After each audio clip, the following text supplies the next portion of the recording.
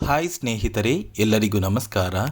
ನೋಡಿ, ಗೃಹಲಕ್ಷ್ಮಿ ಯೋಜನೆಯ 11ನೇ ಕಂತಿನ ಹಣ ಕುರಿತು ಸಚಿವೆ ಲಕ್ಷ್ಮೀ ಹೆಬ್ಬಾಳ್ಕರ್ ಅವರು ಪ್ರತಿಯೊಂದು ಫಲಾನುಭವಿಗಳಿಗೂ ಕೂಡ ಒಂದು ಹೊಸ ಗುಡ್ ನ್ಯೂಸ್ನ ಕೊಟ್ಟಿದ್ದಾರೆ.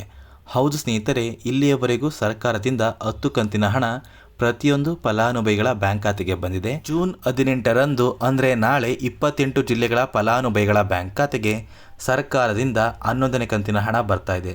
ಹಾಗಾದರೆ ಬನ್ನಿ ಸ್ನೇಹಿತರೆ, ಆ ಒಂದು ಜಿಲ್ಲೆಗಳ ಹೆಸರು ಯಾವುದು ಅಂತ ತಿಳ್ಕೊಳ್ಳೋಣ. ಅದಕ್ಕಿಂತ ಮುಂಚೆ ನೋಡಿ ಸ್ನೇಹಿತರೆ, ಸಾಕಷ್ಟು ಜನ ವಿಡಿಯೋನ ನೋಡ್ತಾ ಇದ್ದೀರಾ, ಆದರೆ ಇನ್ನೂ ಕೂಡ ಚಾನಲ್ನ ಸಬ್ಸ್ಕ್ರೈಬ್ ಆಗ್ತಾ ಇಲ್ಲ. ದಯವಿಟ್ಟು ನೀವೇನಾದ್ರೂ ಇದೇ ಮೊದಲ ಬಾರಿ ನನ್ನ ವಿಡಿಯೋ ನೋಡ್ತಾ ಇದ್ರೆ ಪ್ರತಿಯೊಬ್ಬರೂ ಚಾನಲ್ನ ಸಬ್ಸ್ಕ್ರೈಬ್ ಮಾಡ್ಕೊಳ್ಳಿ, ಹಾಗೆ ವಿಡಿಯೋಗೆ ಒಂದು ಲೈಕ್ನ ಕೊಡಿ. ಹೌದು ಸ್ನೇಹಿತರೆ, ಇತ್ತೀಚಿನ ದಿನಗಳಲ್ಲಿ ಗೃಹಲಕ್ಷ್ಮಿ ಯೋಜನೆ ಕುರಿತು ಸಾಕಷ್ಟು ಚರ್ಚೆಗಳು ಕೂಡ ನಡೀತಾ ಇದೆ. ಅಂದರೆ ಸರ್ಕಾರದಿಂದ 11ನೇ ಕಂತಿನ ಹಣ ಫಲಾನುಭವಿಗಳ ಬ್ಯಾಂಕ್ ಖಾತೆಗೆ ಬರುತ್ತಾ, ಅಥವಾ ಸರ್ಕಾರ ಗೃಹಲಕ್ಷ್ಮಿ ಯೋಜನೆನ ಕ್ಯಾನ್ಸಲ್ ಮಾಡ್ತಾ ಇದೆಯಾ ಅಂತ ತುಂಬ ಕಡೆ ಕೆಲವೊಂದು ಚರ್ಚೆಗಳು ನಡೀತಾ ಇದೆ.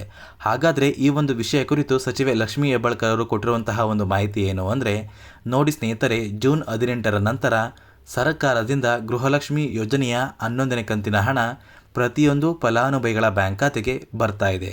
ನಿಮ್ಮ ಬ್ಯಾಂಕ್ ಖಾತೆಗೆ ಇಲ್ಲಿಯವರೆಗೂ ಗೃಹಲಕ್ಷ್ಮಿ ಯೋಜನೆಯ 10 ಕಂತಿನ ಹಣ ಬಂದಿದ್ದರೆ, ಜೂನ್ 18ರ ನಂತರ ನಿಮ್ಮ ಬ್ಯಾಂಕ್ ಖಾತೆಗೆ ಸರ್ಕಾರದಿಂದ 11ನೇ ಕಂತಿನ ಹಣನ ಬಿಡುಗಡೆ ಮಾಡ್ತಾ ಇದ್ದಾರೆ ಸ್ನೇಹಿತರೆ.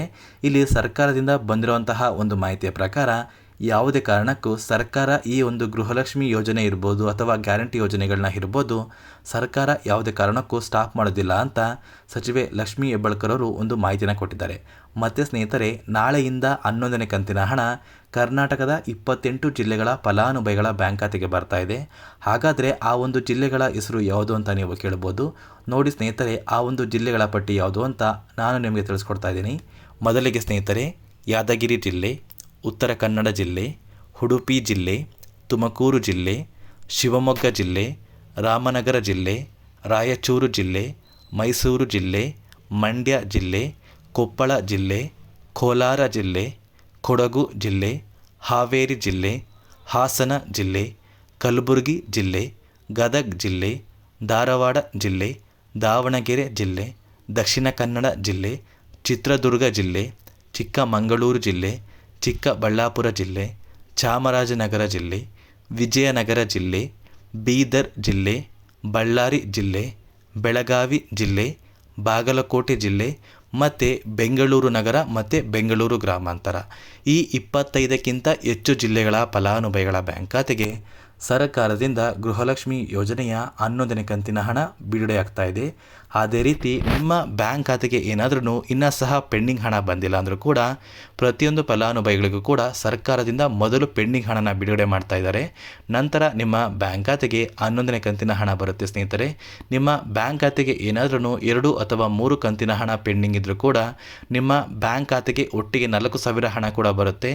ಅದೇ ರೀತಿ 6,000 ಹಣ ಕೂಡ ಪ್ರತಿಯೊಂದು ಫಲಾನುಭವಿಗಳ ಬ್ಯಾಂಕ್ ಖಾತೆಗೆ ಬರುವಂತಹ ಸಾಧ್ಯತೆ ತುಂಬಾ ಇದೆ. ನಿಮ್ಮ ಬ್ಯಾಂಕ್ ಖಾತೆಗೆ ಇಲ್ಲಿಯವರೆಗೂ ಎಷ್ಟು ಕಂತಿನ ಹಣ ಬಂದಿದೆ ಅಂತ ಪ್ರತಿಯೊಬ್ಬರೂ ಕಮೆಂಟ್ ಮೂಲಕ ತಿಳಿಸಿ. ಮತ್ತು ಸ್ನೇಹಿತರೆ, ಇದಿಷ್ಟು ಗೃಹಲಕ್ಷ್ಮಿ ಯೋಜನೆಗೆ ಸಂಬಂಧಪಟ್ಟ ಒಂದು ಹೊಸ ಮಾಹಿತಿಯಾಗಿರುತ್ತೆ. ನಾನು ನಿಮಗೆ ಈ ಒಂದು ವಿಡಿಯೋದಲ್ಲಿ ಕೊಟ್ಟಿರುವಂತಹ ಮಾಹಿತಿ ನಿಮಗೇನಾದ್ರೂ ಇಷ್ಟ ಆಗಿದ್ದರೆ ದಯವಿಟ್ಟು ಪ್ರತಿಯೊಬ್ಬರೂ ನನ್ನ ಚಾನಲ್ನ ಸಬ್ಸ್ಕ್ರೈಬ್ ಮಾಡ್ಕೊಳ್ಳಿ, ಹಾಗೆ ವಿಡಿಯೋಗೆ ಒಂದು ಲೈಕ್ನ ಕೊಡಿ.